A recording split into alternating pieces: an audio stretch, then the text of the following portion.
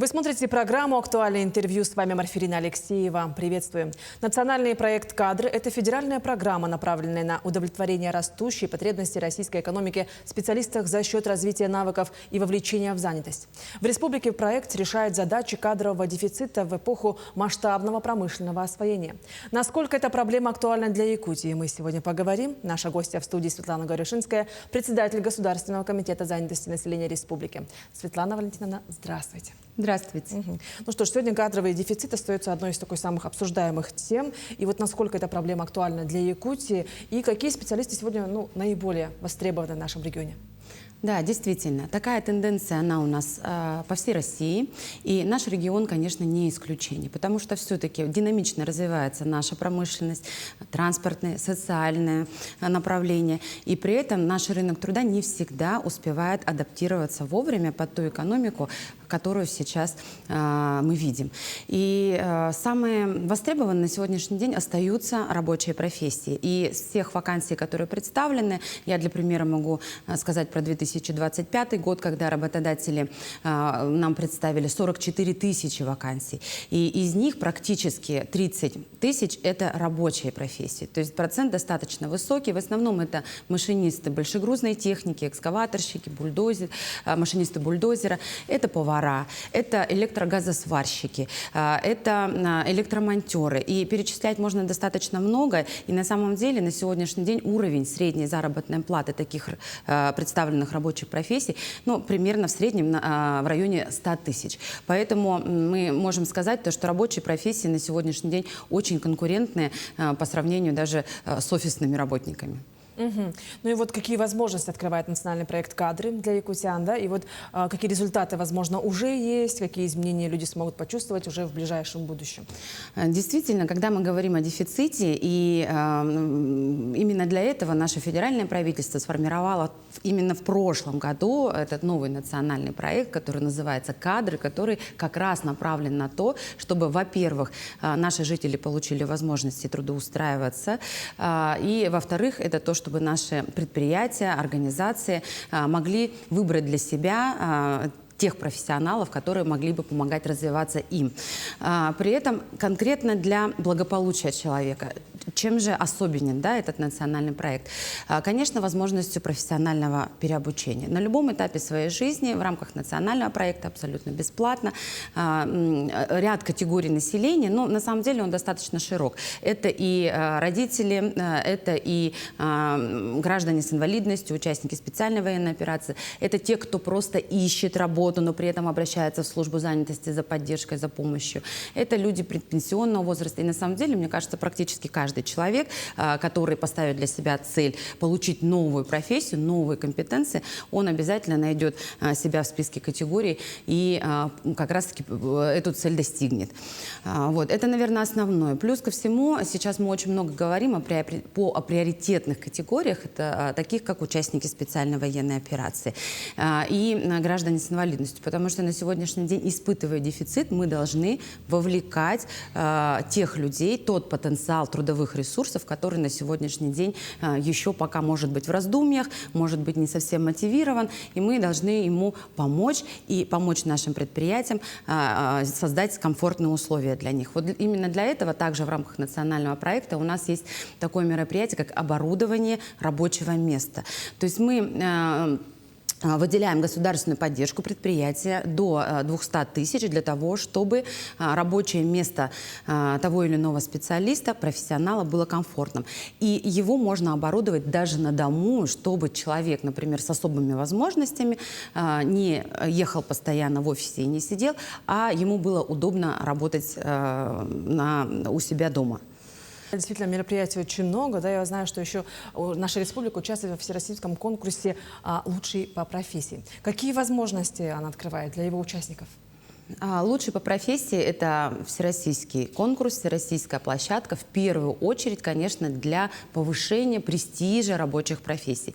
С помощью этого конкурса мы можем, во-первых, это показать тех профессионалов, которые на сегодняшний день в предприятиях у нас работают, во-вторых, тем же работникам, которые участвуют, обменяться опытом с такими же профессионалами, с такими же экспертными работниками, потому что в рамках конкурса, решая практические задачи, конечно, они могут поделиться какими-то секретами, лайфхаками, да, между собой. И тогда их работа становится еще более эффективной. Конечно, это может быть какой-то карьерной траекторией своего рода, когда они проявляют себя и проявляют себя перед работодателем, возможность того, что они пойдут на следующую ступеньку своей карьеры, то она весьма возрастает. Для предприятия, безусловно, для предприятия это повышение,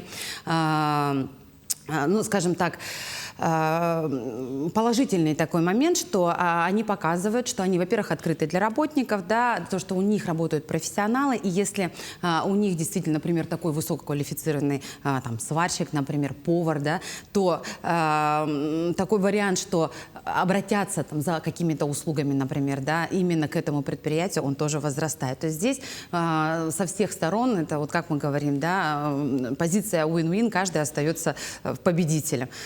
И в прошлом году у нас Якутия показала себя, проявила достаточно хорошо на этом конкурсе. И у нас из Усть-Илданского района агроном занял 4-е место, но это был самый молодой участник, ему тогда было 22 года в прошлом году, да, и он еще получил приз зрительских симпатий. И, конечно, наш горнорабочий из компании «Алроса», это наш победитель в конкурсе «Второй старт», он занял 1-е место, и это действительно для нас было очень удачно. По поводу номинаций, в этом году по лучшим по профессию мы расширились. В этом году Якутия представлена в 8 номинациях. И здесь хотела бы еще акцент сделать на том, что «Второй старт», та номинация, в которой мы победили, она несколько видоизменилась. Теперь в этой номинации участвуют у нас участники специальной военной операции. И тут нету требований к опыту работы или к какому-то отраслевому направлению. Здесь самое главное, нужно рассказать историю, свою историю возвращения к мирной жизни и показать, что действительно они сейчас также востребованы. Заявочная кампания сегодня идет, и мы ждем, что и наши предприятия покажут своих работников, и, конечно, работники захотят показать свое мастерство. И большое внимание уделяется трудоустройству несовершеннолетних. Вот в чем стратегическое значение данного вопроса для будущего кадрового потенциала?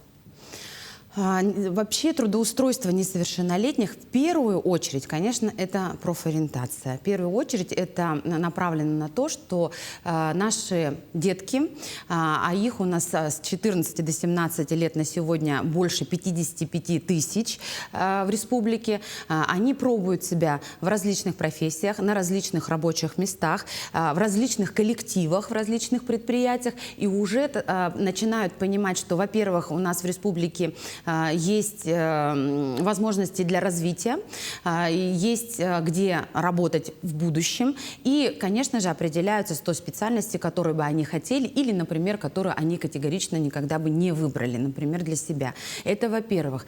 Во-вторых, здесь социальное направление, безусловно, потому что мы все знаем, что сейчас наша молодежь очень сильно подвержена каким-то деструктивным влияниям. И сейчас, особенно в нынешней ситуации, это очень остро ощущается. Так вот, если мы с вами хотим, чтобы наша молодежь росла как раз в тех кругах и с теми интересами, которые дадут им в будущем прогресс определенный, которая даст фундамент для нашей экономики, и мы могли бы рассчитывать на ту молодежь, которую мы сами сейчас растим, то, безусловно, мы должны открываться для того, чтобы наша молодежь работала, наши дети работали. И здесь есть страх у работодателя, особая такие стереотипы, что это сложно, и действительно надзорные органы очень пристально наблюдают над тем, чтобы все было в рамках закона, и это правильно. Трудовое законодательство, оно обязательно должно соблюдаться, и наши дети не должны работать, где продается алкогольная продукция, где есть тяжелые, вредные, опасные условия труда. Обязательно должен соблюдаться рабочий день, но при этом я уверена, что на каждом предприятии, независимо, будь то здравоохранение, образование, даже промышленность, и такие примеры у нас действительно есть, найдется работа, она легкая, но при этом бывает основные сотрудники не особо хотят ее выполнять, потому что она просто отнимает время.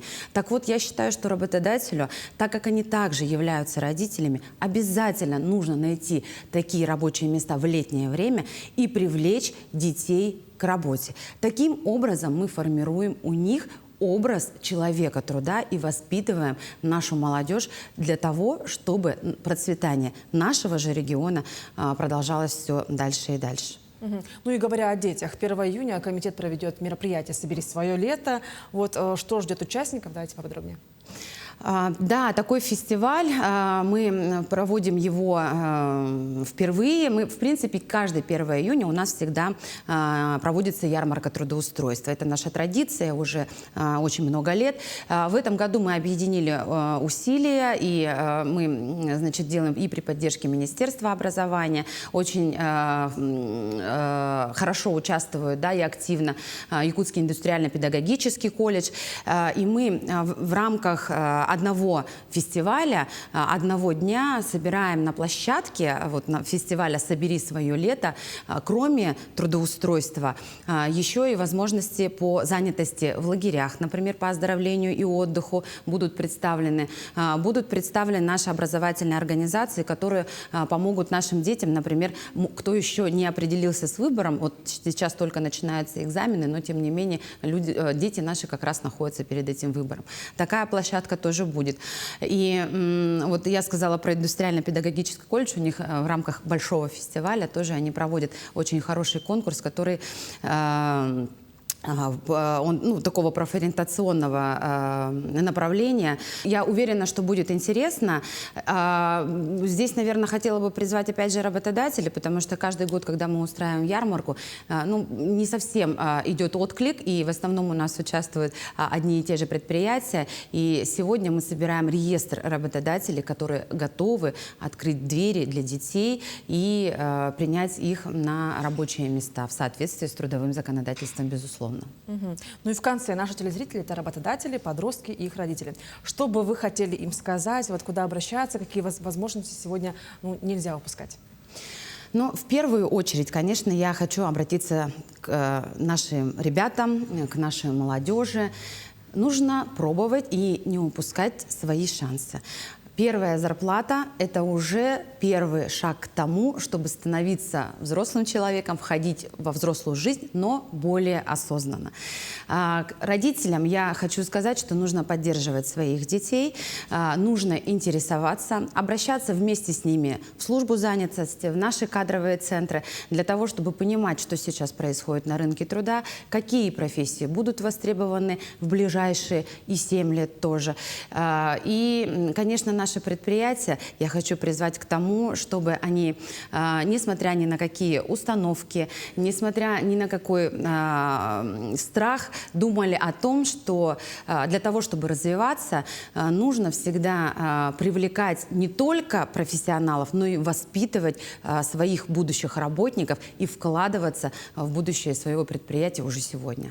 Ну что ж, Светлана Валентиновна, спасибо, что вы уделили время и пообщались с нами на такую актуальную тему.